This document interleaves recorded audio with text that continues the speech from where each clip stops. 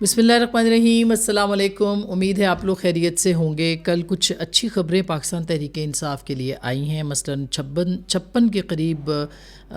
کارکنان جو تھے پاکستان تحریک انصاف کے، ان کی ضمانتیں منظور کی گئی ہیں انسداد دہشت گردی کی خصوصی عدالت نے، اور یہ وہ تمام لوگ تھے جو کہ 26 نومبر کے معاملات کے اوپر ان کو گرفتار کیا گیا تھا یا ان کے اوپر الزامات تھے۔ یہ ساری جو ضمانتیں تھیں یہ وہی جج صاحب ہیں، ابو الحسن حسنات محمد ذوالقرنین صاحب، جنہوں نے یہ منظور کی ہیں 56 کی 56 اور 5-5 ہزار کے مچلکوں کے اوپر جو ہے وہ یہ ضمانتیں منظور کی گئی ہیں، اور یہ تمام جو تھیں تھانہ ترنول اور کوسار میں ان کے اوپر جو تھے مقدمات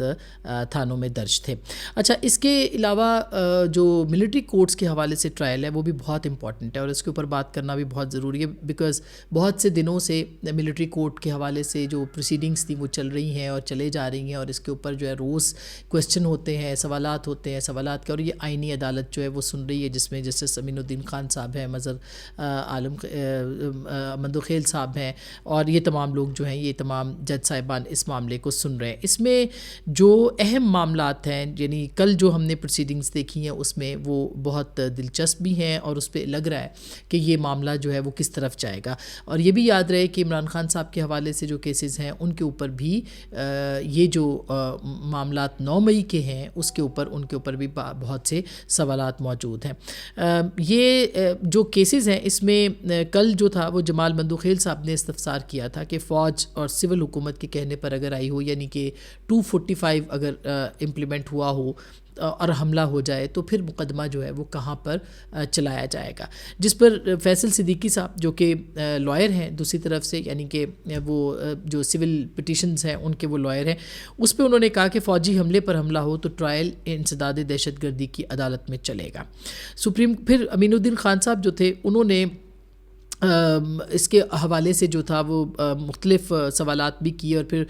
عدالت نے فیصل صدیقی صاحب جو تھے انہوں نے یہ جواب دیا کہ 105 ملزمان کو ملٹری ٹرائل کے لیے منتخب کیسے کیا۔ معاملہ یہ ہے کہ کیا قانون ملٹری ٹرائل کی اجازت دیتا ہے، یعنی کہ 105 لوگ جو تھے ان کو کس طرح سے منتخب کیا گیا۔ اس پہ جسٹس امین الدین خان نے کہا کہ ملزمان کی جو حوالگی ہے اس کا ریکارڈ کا معاملہ ہے، آرمی ایکٹ کے سیکشن 94 کو کیا چیلنج کیا گیا، یہ امین الدین خان صاحب نے سوال کیا، جس پہ جواب یہ دیا گیا کہ 94 کے جو آرٹیکل اس کا جو سیکشن 94 ہے اس کے لامحدود ثوابدیدی اختیارات کو بھی چیلنج کیا گیا ہے۔ یہ کافی لمبی پروسیڈنگس ہے، لیکن اس میں جو بیسک سوال ہے وہ یہ ہے کہ جو اس وقت ملٹری ٹرائل ہو رہے ہیں، اگر ان کو ملٹری ٹرائل سے انسداد دہشت گردی کی ٹرائل میں منتقل کیا جائے تو کیا ہوگا۔ اب اس کے اوپر بحث ہو رہی ہے کہ جتنے بھی ملٹری ٹرائلز ہیں ان کے اوپر جو لوگوں کے اوپر چل رہے ہیں ملٹری کورٹ کے اندر، اگر ان کو انسداد دہشت گردی کی کورٹ میں منتقل کیا جاتا ہے تو ان کی پروسیڈنگز کا کیا ہوگی۔ اس پہ فیصل صدیقی صاحب نے ایک بڑا اچھا حل پیش کیا، انہوں نے یہ کہا کہ جن لوگوں کے جو اپنی سزا بھگت چکے ہیں ان کو کلوز اینڈ شٹ قرار دے دیا جائے، اور اس کے بعد جو ہے جن لوگوں کے بھی چلنے ہیں ان کو آپ انسداد دہشت گردی کی عدالت میں ان مقدمات کو بھیج دیں۔ اب یہ بہت امپورٹنٹ یہ جسے کہنا چاہیے معاملہ ہے، اور یہ بہت اہم کیس ہے۔ اس کی وجہ یہ کہ یہ فیصلہ کرے گا کہ عمران خان سمیت مختلف جو قائدین بھی ہیں اور کارکنان بھی ہیں جو 9 مئی کے اندر ملوث تھے، ان کا فیصلہ جو ہے وہ ملٹری کورٹ کی بجائے یہاں پر ہوگا، یعنی کہ انسداد دہشت گردی کی عدالت میں ہوگا، اور امکانات اس بات کے روشن ہوتے چلے جا رہے ہیں کہ یہ معاملہ موسٹ لائکلی، ہم امکان کی بات کر سکتے ہیں، عدالت جو بھی فیصلہ کرے گی وہ بات کی بات ہے کہ یہ معاملہ جو ہے وہ ملٹری کورٹ سے انسداد دہشت گردی کی طرف جا سکتا ہے۔ اس کے بہت سے فائدے ہوں گے، مثلاً اس کے فائدے یہ ہوں گے کہ پاکستان کے اوپر جو ایک GSP+ کا ایک پریشر ہے وہ پریشر ختم ہو جائے گا، پاکستان کی جمہوریت پہ بہت سارے سوالات اٹھائے جا رہے ہیں، وہ سوالات جو ہیں وہ ختم ہو جائیں گے، اسی طرح سے ختم تو نہیں ہوں گے لیکن بہرحال ان کے اوپر جو ہے وہ ایک طرح سے ایک لاجیکل ایک مل جائے گا، ایک پوائنٹ مل جائے گا کہ پاکستان کے اندر جو ہے وہ عدالتیں کام کر رہی ہیں، اور ملٹری کورٹس کے اندر جو ہے وہ سویلینز کے ٹرائل نہیں ہو رہے یا فیصلے نہیں ہو رہے، اور انسداد دہشت گردی کی عدالتیں موجود ہیں اور ان کو استعمال کیا جاتا رہا ہے پاکستان میں جو دہشت گرد ہیں ان کے معاملات کے حوالے سے۔ تو یہ جو کیسز ہیں ان کو وہاں پہ کر کے ایک طرح سے ایک پاکستان کو یا ایک ریاست کو جو ہے وہ ایک یہ بھی مل جائے گا کہ ہم جو ہے وہ قانون، اور ان کا ایک لیگل کور بھی ہے، تو ایک قانونی شکل اس کو مل جائے گی جس کا کہ پوری دنیا ظاہر ہے کہ احترام کرتی ہے ہر ملک کے قوانین کا۔ ایک تو یہ معاملہ جو ہے وہ بہت اہم ہے، اور لگتا ہے ایسے ہے کہ اگلے چند دنوں کے اندر جب یہ فیصلہ ہو جائے گا تو اس کے ساتھ عمران خان صاحب کے جو معاملات ہیں ان کے خلاف کیسز ہیں، اور دلچسپ بات یہ کہ انسداد دہشت گردی کی جو عدالتیں ہیں وہاں پر زیادہ فاسٹ معاملات چلتے ہیں، وہاں پہ زیادہ تیزی سے یہ مقدمات چلتے ہیں، اور ان کو سزائیں بھی وہاں پہ لوگوں کو ملتی ہیں، اور سزائیں بھی سخت ہیں، یعنی کہ 7 سال سزا ہے، اس طرح کی سزائیں وہاں پہ موجود ہیں۔ تو ملٹری کورٹس کے اندر تو میرا نہیں خیال کہ اس طرح کی سزائیں بھی موجود ہیں، تو میرا خیال ہے کہ ایک سینس پریویل کر رہی ہے کہ کیوں نہ انسداد، اور عدالت جو ہے وہ قانون کے مطابق فیصلہ کرے گی، اور عدالت اگر یہ فیصلہ کرتی ہے کہ اس کو انسداد دہشت گردی کے معاملے کو کے اندر لے جایا جائے، تو ایک تو پاکستان تحریک انصاف کو بھی اس پہ ریلیف ملے گا، یعنی ان کے بھی ہوگا کہ بھئی ملٹری جو ہے وہ کوئی ایک طرح سے جو مخاصمت ان کی بنی ہوئی ہے، ایک مزاحمت کی فضا ہے، تو ملٹری کے معاملات جو ہے وہ ملٹری نہیں دیکھ رہی، کورٹس میں معاملات نہیں چل رہے، انسداد دہشت گردی کے اندر معاملات چل رہے ہیں۔ پھر یہ کہ اس میں کسی حد تک یہ ہے کہ میڈیا کی ایکسیس ہوتی ہے، خبریں آتی ہیں، میڈیا جاتا ہے، کور کرتا ہے، تو ایک طرح سے ہم کہہ سکتے ہیں کہ ایک مخصوص انوائرمنٹ کے اندر مگر قدرے اوپن ٹرائل جو ہے یہ ہوگا، تو اس سے بھی ایک فرق پڑے گا۔ دوسری جانب جو انٹرنیشنل پریشر ہے، یعنی عمران خان صاحب کے حوالے سے بھی، اور جی ایس پی پلس کے حوالے سے بھی، اور دیگر معاملات کے حوالے سے بھی، وہ بھی ایک طرح سے ریلیز پاکستان کے حوالے سے ہو سکتا ہے۔ تو دیکھتے ہیں اس کے اوپر کب فیصلہ آئے گا اور کتنی دیر میں یہ معاملات جو ہیں وہ کس طرف جائیں گے۔ دوسری جانب ہم اگر آپ کو بتائیں کہ آج بہت یعنی سال ہو گیا، پارلیمانی سال ہے، 10 مارچ کو کل ہم نے بتایا کہ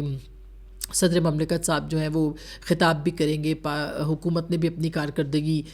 پیش کرنی ہے، اور وزیر اعظم نے آج اسپیشل ایک اجلاس بھی بلایا ہے جس کے اندر وہ اپنی کارکردگی بتائیں گے، مگر کارکردگی جو ہے اوور آل نظر کیا آ رہی ہے، کیونکہ فیڈرل گورنمنٹ کی جو کارکردگی ہے اس کے جو مین پوائنٹس ہیں وہ لا اینڈ آرڈر کے حوالے سے ہیں، ان کی معیشت کے حوالے سے ہیں، فارن پالیسی کے حوالے سے ہیں، پاکستان کی سیاسی معاملات ہیں ان کے حوالے سے ہیں۔ تو اگر اس اعتبار سے دیکھا جائے تو کچھ اچھی خبریں ہیں، یعنی ملا جلا ہے، اور کچھ بہت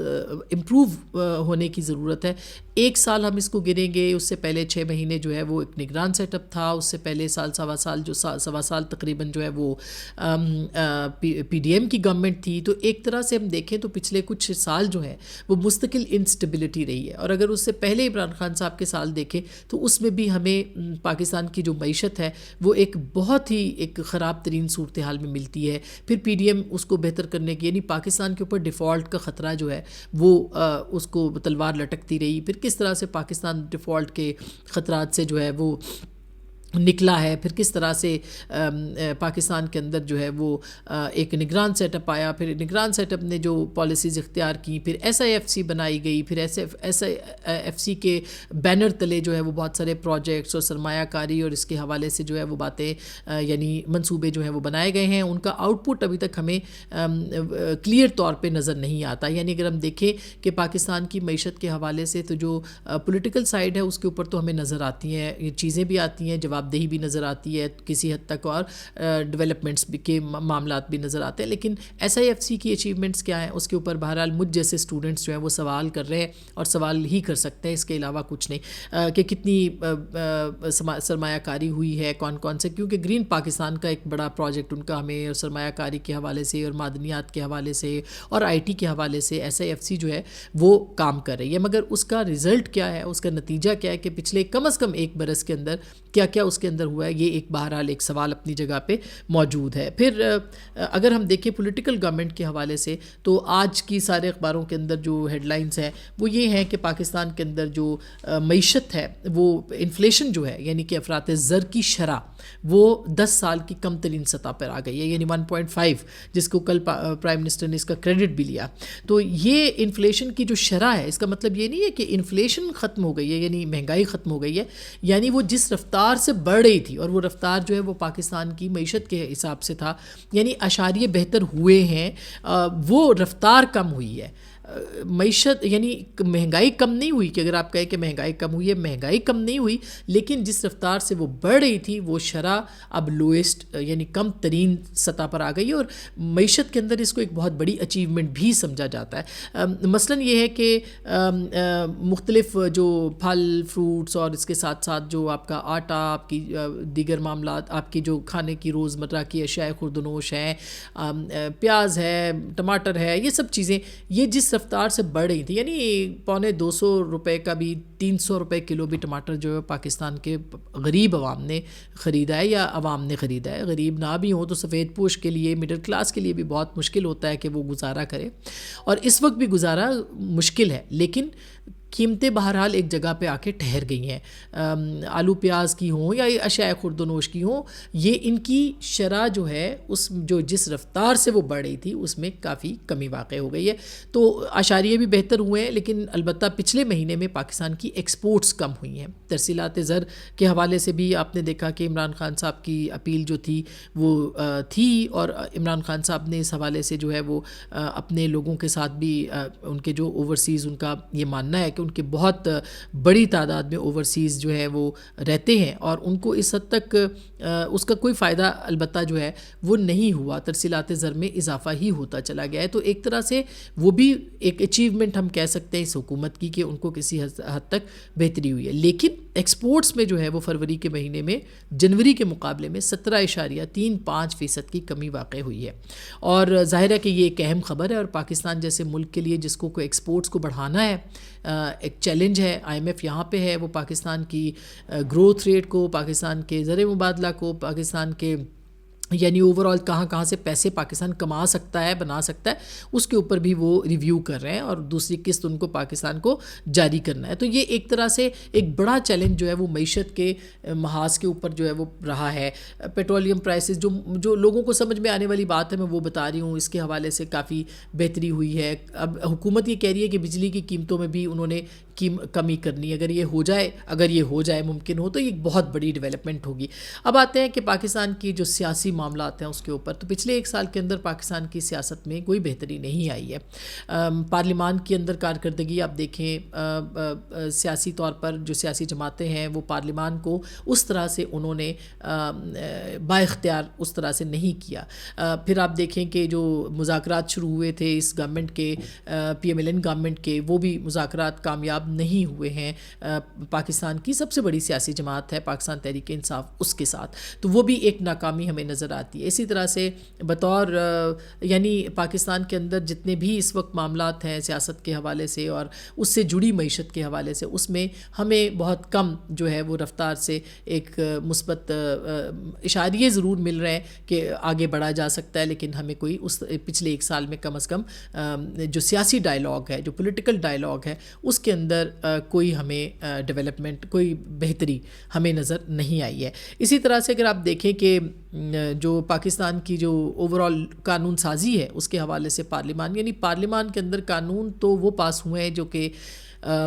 ظاہر ہے کہ اسٹیبلشمنٹ چاہتی تھی، جیسے پیکا جیسے قوانین ہیں وہ پاس ہو گئے، وہ جیسے 26ویں ترمیم تو چلیں پولیٹیکل پارٹیز کہتی ہیں کہ میثاق جمہوریت کی وجہ سے ہے، لیکن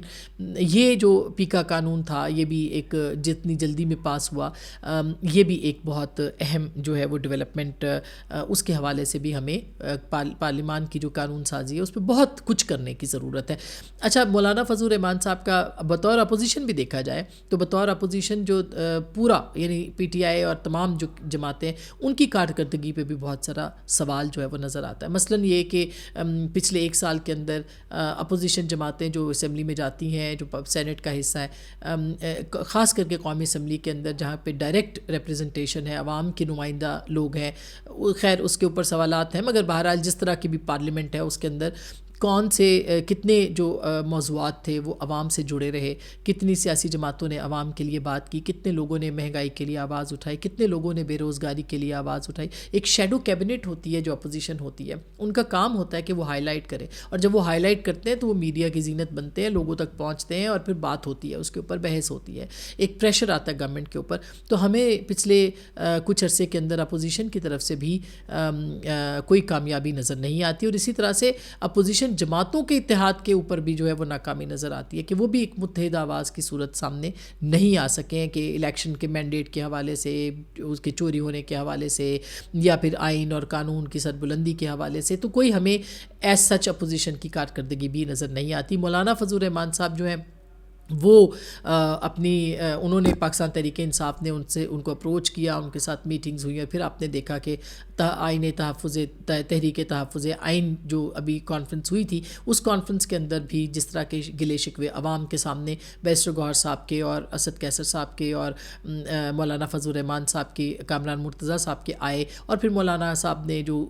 وہ چاہ رہے تھے، ظاہر ہے کہ ایک اتحاد کے لیے جو ان کے تحفظات تھے کہ جس طرح سے ایک بد زبانی ان کے ساتھ کی جاتی رہی، اور جس طرح سے وہ آئندہ ہوگی کہ نہیں ہوگی، اور تعلقات کو کس طرح سے استوار کیا جائے گا، ایک لانگ ٹرم پلاننگ کے تحت ایک لانگ ٹرم اتحاد کیسے پی ٹی آئی کے ساتھ پیش کیا جائے گا، اس حساب سے بھی کوئی اپوزیشن کے محاذ پہ ہمیں نظر نہیں آتا کہ